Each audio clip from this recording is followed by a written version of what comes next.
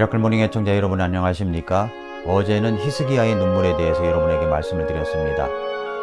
울어야 삽니다 하는 이야기를 말씀을 드렸는데, 오늘은 예수님께서도 우셨습니다 라는 제목으로 예수님의 울음과 함께 연결지어서 히스기야 눈물, 우리들의 눈물을 같이 생각해 보도록 하겠습니다. 눈물을 의학적으로는 누액이라고 말합니다. 눈물은 눈알의 표면 및 결막낭 내에서의 분비되는 무색의 투명한 액체입니다. 눈물에서 나오는 이 액체는 98.5%가 물입니다. 나머지는 염분, 칼륨, 알부민, 글로불린 등의 단백질로 구성되어 있습니다. 눈물이 짭짤한 이유를 여러분 아십니까? 눈물 속에는 나트륨이 들어있기 때문입니다. 기쁠 때 흘리는 눈물, 슬플 때 흘리는 눈물, 눈물의 짠 정도가 거의 비슷하다고 말합니다. 그렇지만 분노의 눈물은 더 짜다고 합니다. 왜냐하면 분노를 하게 되면 자율신경에 교감신경이 흥분되어서 나트륨이 더 많이 나오기 때문입니다. 그리고 미세하게나마 락토페린이나 라이소자임 같은 성분이 섞여 있어서 항균작용을 한다고 말합니다. 요약한다면 눈물은 거의 생리식염수와 같은 성분으로 미미하나마 면역성분과 단백질 성분을 가지고 있습니다. 감정적 눈물의 화학적 구성에 대하여 오랫동안 연구해온 미국의 생화학자인 빌 프레이는 눈물을 생물학적 기준에서 세 가지로 분류하고 있습니다. 지속적인 눈물, 자극적인 눈물, 그리고 감정적인 눈물입니다. 모든 눈물이 똑같이 보이지만 실제적으로는 그렇지 않다는 것이죠. 지속적인 눈물이 있는데, 이 지속적인 눈물은 흘러내리는 눈물이 아니라 눈동자 표면을 촉촉하게 적셔주는 윤활 역할을 하는 눈물입니다. 이 눈물이 있어야만 우리의 눈동자가 보호가 되는 것이죠. 그래서 이런 눈물이, 지속적인 눈물이 나오지 않는 분들은 안구 건조증이다 해서 인공 눈물을 넣으라고 하지 않습니까? 두 번째는 자극적인 눈물이 있습니다. 여러분이 양파 껍질을 깔 때 그 양파 껍질로 인해서 눈이 매워서 눈물을 흘린 적이 혹시 있지 않습니까? 이것은 양파가 내뿜는 황산 등이 속눈썹이나 눈동자와 접촉하게 되면 자동적으로 시스템이 작동되어서 눈물이 흘러내려와 이것을, 눈동자를 보호하는 것입니다. 또 감정적인 눈물이 있습니다. 감정의 강력한 자극을 받을 때 나오는 눈물입니다. 이렇게 감정적인 자극을 받아서 눈물을 흘리게 되면은 좋지 않은 화학물질이 감정적인 눈물로 섞여서 씻어낸다고 합니다. 이것이 바로 눈물 치료라는 것입니다. 눈물이 언제 흐릅니까? 감정의 자극을 받을 때 흘러내립니다. 여기에 눈물의 신비가 있는 겁니다. 인위적으로 흘리는 눈물이 있습니다. 연예인들이 드라마나 영화 속에서 어떤 찰나의 순간에 기가 막히게 눈물을 흘리는 경우가 있지 않습니까? 어쩜 저렇게 눈물이 나올까? 뚝뚝뚝 눈물을 흘리고 눈물, 콧물까지 다 흘리는 분들이 있는데, 이런 눈물은 전혀 치료에 도움이 안 되는 것입니다. 왜냐하면 눈물은 진정성 있는 눈물이어야 하기 때문에 그렇습니다. 진정성 있는 눈물은 그 사람의 인격과 감정과 마음을 치유할 수가 있습니다. 그렇다면 눈물만 흘린다고 치료가 가능합니까? 아닙니다. 눈물과 함께 기도가 있어야 되는 것입니다. 요한복음 11장 35절에 보면은 예수께서 눈물을 흘리시더라 라고 하는 성경에서 가장 짧은 구절, 영어 단어로는 2단어로 되어 있는 성경 구절이 있습니다. 예수님께서도 우셨습니다. 눈물을 뚝뚝 흘리며 우셨습니다. 나사로의 무덤 앞에서 우셨습니다. 마리아가 말하기를 예수님께서 여기 계셨더라면 오라비는 죽지 않았을 것이라고 이야기하고, 많은 동네 사람들도 같은 심정으로 눈물을 흘리고 있었을 때 예수님께서는 곧이어 나사로야 나오너라 하면은 살아나실 것을 아셨지만은, 그러실 수 있는 능력이 있었지만, 그분은 동네 사람들과 함께, 슬퍼하는 사람들과 함께 같이 슬퍼하며 눈물을 흘리셨습니다. 예수님도 눈물을 흘리셨습니다.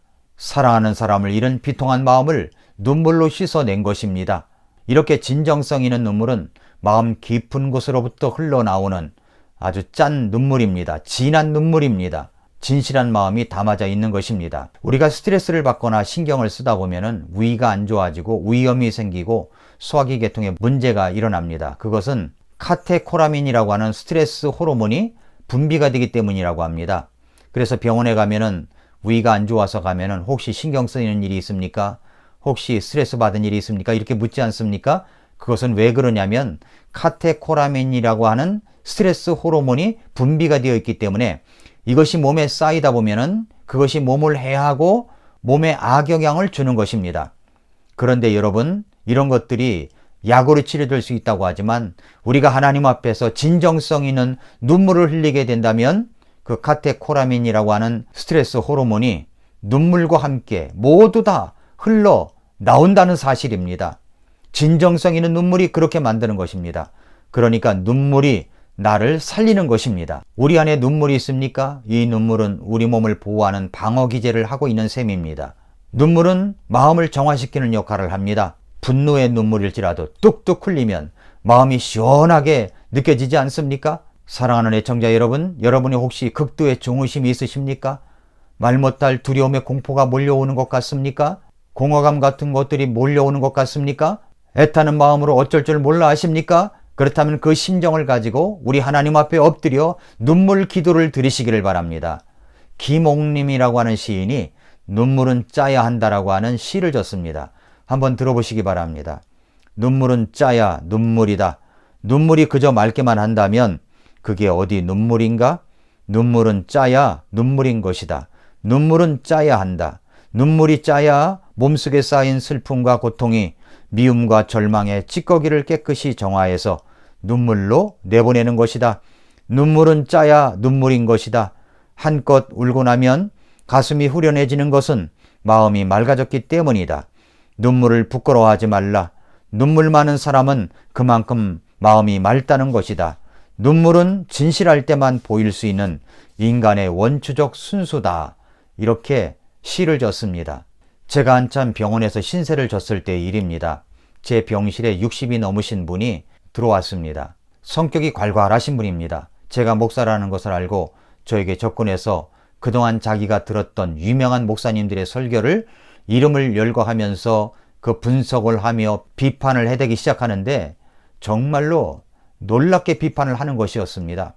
그것을 다 듣고 제가 그분에게 그 목사님들의 설교가 얼마만의 시간과 고통과 노력이 들어있는지 아느냐? 그렇게 함부로 비평할 수가 있느냐? 이렇게 말하지 않고 오히려 그분을 칭찬해 줬습니다.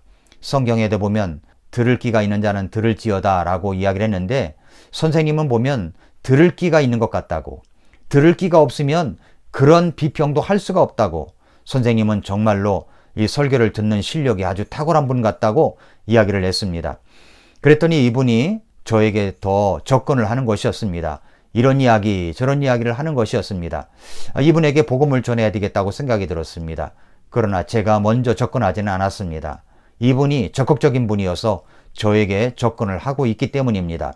근데 이분이 한 번은 질문하기를, 뭐라고 질문을 하냐면, 우리나라에 조선시대에 살았던 사람들, 이순신 장군이나 세종대왕이나 이런 오래전에 살았던 사람들은 지옥 가느냐 천국 가느냐 이런 문제를 이야기하는 것이었습니다.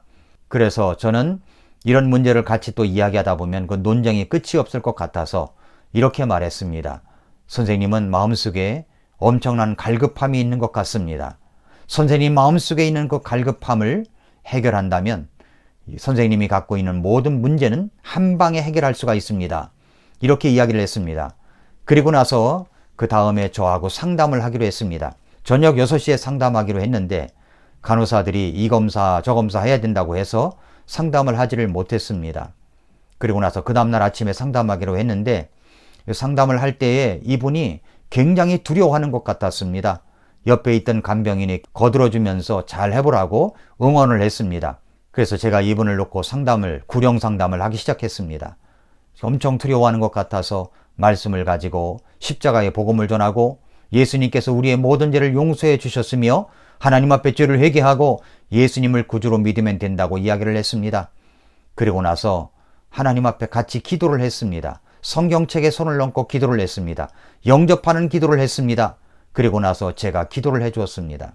성경책에 손을 얹고 제가 그 위에 손을 얹고 함께 기도를 하는데 뭔가 따뜻한 물방울이 손등에 떨어지는 것 같았습니다. 기도를 끝나고 보니까 이분이 눈물을 엄청 흘리고 있었습니다.